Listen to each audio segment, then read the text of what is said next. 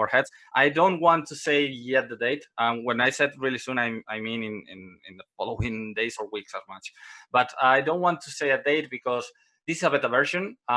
We know that we need to still finish the development of the shapes, for example, and fix some bugs here and there. If I now say a specific date without talking about with the developers, and then we don't release that version that date, that's not really nice. So I prefer to be to keep it simple and just say that it will release really soon, but I don't want to say a date yet.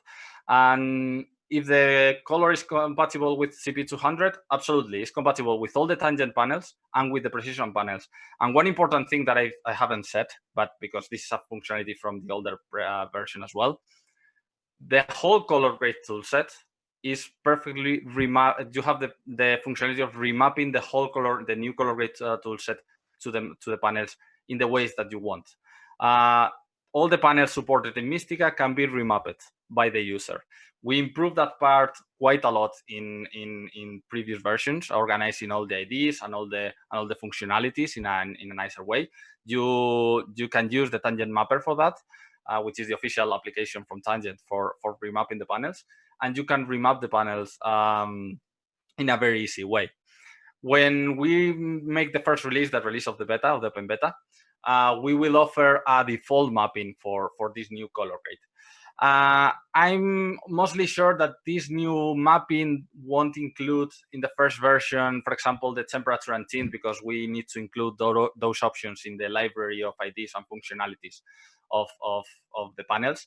But for the release, that will be supported for sure. This is only for the open beta because we want to release open beta as soon as possible, so you guys can give us some feedback and play with it.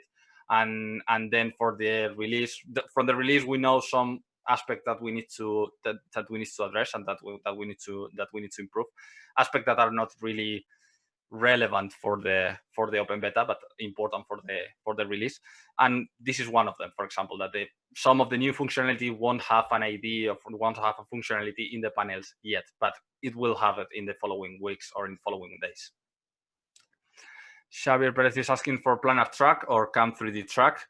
There is no improvement in trackers at this moment. It's an area where we haven't focused this version. We prefer to first focus on the color grading area and the workflow area, and we will focus on those aspects first. And yeah, then in the future we will move to the tracker. For now, you have the Mocha plugin, for example, is supported in Mistika as a workaround for now for planar tracker or 3D track. Do the DVO tools means the user needs a more powerful machine?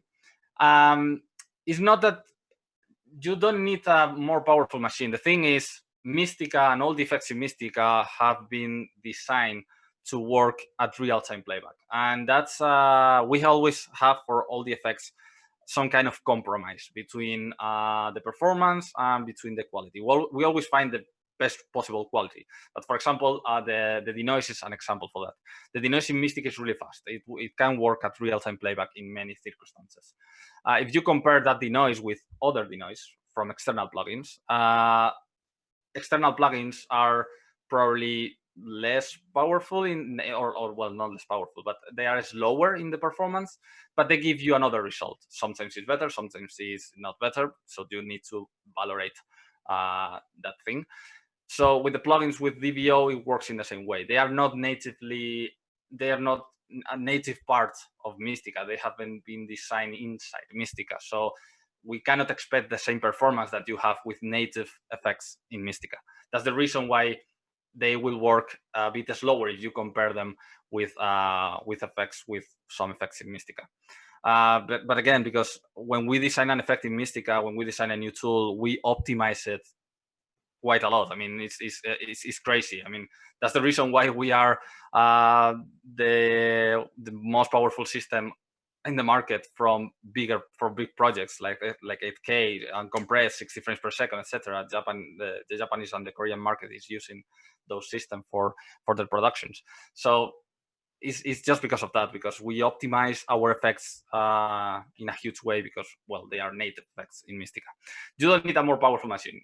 Basically, if your system is powerful enough to drive a normal project, it will be powerful enough to move the DVO tools, but you will see a difference in performance, but it's logical. Does Mistika 10 already support Blackmagic Raw? Not yet. That's a really common question from many customers. We will support it. Don't worry about it. It's a matter of priorities. We focused on the interface. We focus on the new functionality first, and then we will move to other functionalities that we already need. Not only Blackmagic Raw, but the new version of Dolby, for example, or that, by the way, is developed, or if someone is asking, is developed. We are still waiting for the certification, etc., but it's already developed. So those important features that basically keeps the system update, following the market, following the industry, will be added in following versions. In this version, we have focused more on interface and in the color grading toolset. They're asking when will the Chinese version be released? This is really related with the new interface.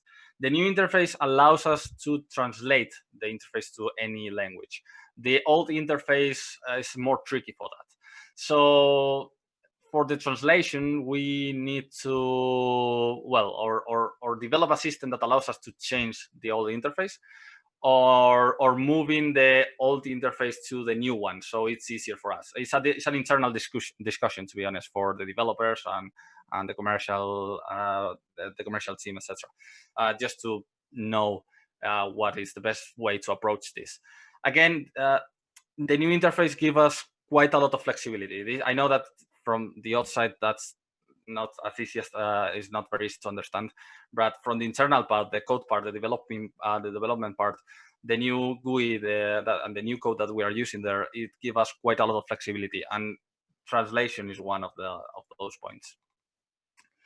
Compared with Mistika 8, the edit mode will be updated in the future? Absolutely, yes. The edit mode will be updated. In fact, as you can see, the visualizer has been completely redesigned, but not the time-space interface.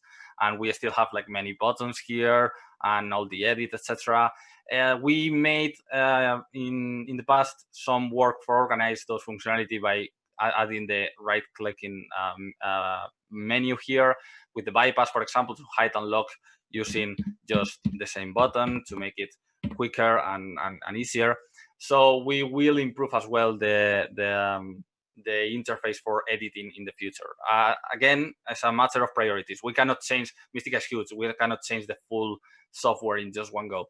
And as Miguel and Jeff said, this is the first step. It's a huge step for us, and in my opinion, to be honest, I think it's a great step for us.